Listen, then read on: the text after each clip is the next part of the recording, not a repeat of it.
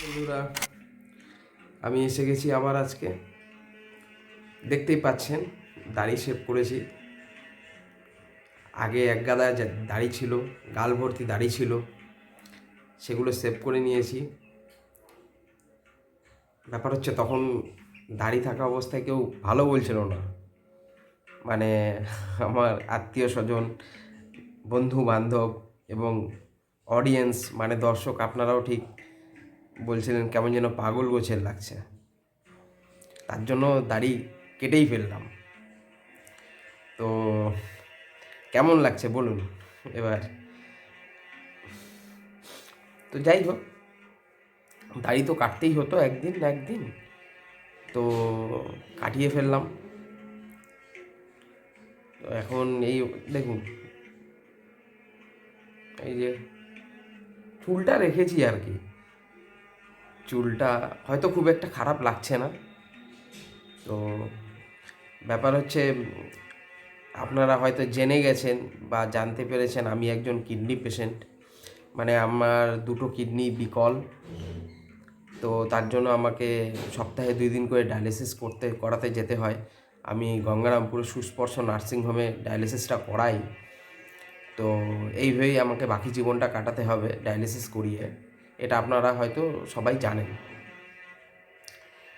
তো আর যদি যদি কোনো দিনও অপরচুনিটি পাই কিডনি ট্রান্সপ্ল্যান্টের, তার আগে বিশদে বলে নিই কিছু ব্যাপার। ব্যাপার হচ্ছে আমার বাবা 65 ঊর্ধ্ব, 67 বছর বয়স, 67 প্লাস। তো আমার বাবা কিডনি দিতে পারবেন না। দ্বিতীয় আসছি আমার মাও দিতে পারবেন না, কারণ তার ডায়াবেটিসের পেশেন্ট, তিনি ডায়াবেটিসের পেশেন্ট, তার জন্য দিতে পারবেন না। প্রেশার যদি থাকতো শুধুমাত্র, তাও দেওয়া যেত, কিন্তু যেহেতু ডায়াবেটিসের পেশেন্ট, তার জন্য উনি দিতে পারবেন না। এখন থার্ড অপশন হলো আমার দিদি। আমার দিদির দেওয়ার ইচ্ছে ছিল, কিন্তু সেও দিতে পারবে না, কারণ সেও ডায়াবেটিসের পেশেন্ট।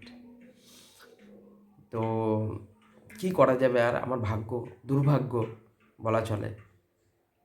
তো যাই হোক, কোনো দিনও যদি টাকার বন্দোবস্ত হয়, তো সেক্ষেত্রে আমি ট্রান্সপ্ল্যান্ট করানোর কথা ভাবতে পারি। সেক্ষেত্রে টাকাটাই বড় ব্যাপার আর কি। তো তো ঠিক আছে, জীবন চলছে, কতদিন বাঁচি এইভাবে, সেটাই বড় ব্যাপার। তো আজকে আপনাদেরকে এই বিষয়টা নিয়েই বলতে এসেছিলাম যে অ্যাকচুয়ালি হুট করে এর আগের দিন ডায়ালিসিসের ব্লগিংটা করলাম, তো আপনাদের জানাটা প্রয়োজন ছিল। তো তার জন্যই জানিয়ে দিলাম যে আমি ডায়ালিসিসের পেশেন্ট। তো যথারীতি আগামী দিনে কতদিন বাঁচবো না বাঁচবো তো তার জন্য একটু ভ্লগিং করে নিচ্ছি। যদি হঠাৎ চলে যাই, তাও থেকে যাবে, রয়ে যাবে আমার কাছে এই দৃশ্যগুলো, মানে এই ভ্লগিংয়ের ক্লিপিংসগুলো রয়ে যাবে। তো তো আমি বলেছিলাম, আমি কমিটমেন্ট করেছিলাম যে আমি আগামী দিনে বাড়ির এবং কোথাও মানে বাড়ির আশেপাশে কি কি দেখার স্থান, দর্শনীয় স্থান আছে, সেগুলো ঘুরে দেখাবো আপনাদেরকে। কিন্তু বর্তমানে শীতকাল হওয়ার জন্য মানে সেটা আমার পক্ষে পসিবল হচ্ছে না। অনেকগুলো কারণ, প্রথম কথা শীতকাল, দ্বিতীয় কথা হচ্ছে আমি অসুস্থ, যখন তখন যেখানে সেখানে যেতে পারি না। এটা আমার কাছে একটু টাফ ম্যাটার হয়ে যায়।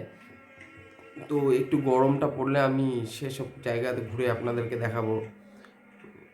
এবং কাছে 500 মিটার দূরেই যে আত্রাই নদীর কথা বলেছিলাম, সেটাও দেখাবো। তো সাথে একজন বা পাশে একজন যদি সাপোর্ট করার জন্য কোনো লোক থাকে, কোনো বন্ধু থাকে, কোনো নিকটাত্মীয় থাকে, তাহলে খুব সুবিধে হয়। তো ব্যাপার হচ্ছে, সেই সকল কিছু এই মুহূর্তে আমাদের নেই, মানে আমার নেই। তো তো তার জন্যেই অবশ্যই আমাদেরকে আম তার মধ্যেই বেছে নিতে হবে, তার মধ্যেই সিচুয়েশনটা তৈরি করে নিতে হবে, তার মধ্যেই আম মনে করুন চলতে তো হবে, মানে বাঁচতে তো হবে। তো অবশ্যই ঠিক আছে, তো বাঁচতে হবেই, যখন বাঁচবো চেষ্টা করব আপনারা সাথে থাকলে, পাশে থাকলে সেটা আরও বেশি সাপোর্টিভ হবে আমার ক্ষেত্রে, আমার জীবন ধারণের ক্ষেত্রে। তো এটাই বলতে এসছিলাম। তো শেপটা করে নিয়েছি, কেমন লাগছে বলুন কমেন্ট বক্সে। কমেন্ট বক্সে উত্তরটা দেবেন, তাহলে ভালো লাগবে, আমারও একটু ভালো লাগবে যে যে দর্শক বা অডিয়েন্স দেখছে এবং কমেন্টস করছে, মানে সাপোর্ট করছে। তো সেটা অবশ্যই করবেন বা দেবেন আর কি। তাহলে আজকের মতো এখানেই রাখছি, এর পরদিন আবার একটা ভ্লগ নিয়ে হাজির হব আপনাদের সম্মুখে। রাখছি তাহলে আজকের মতো।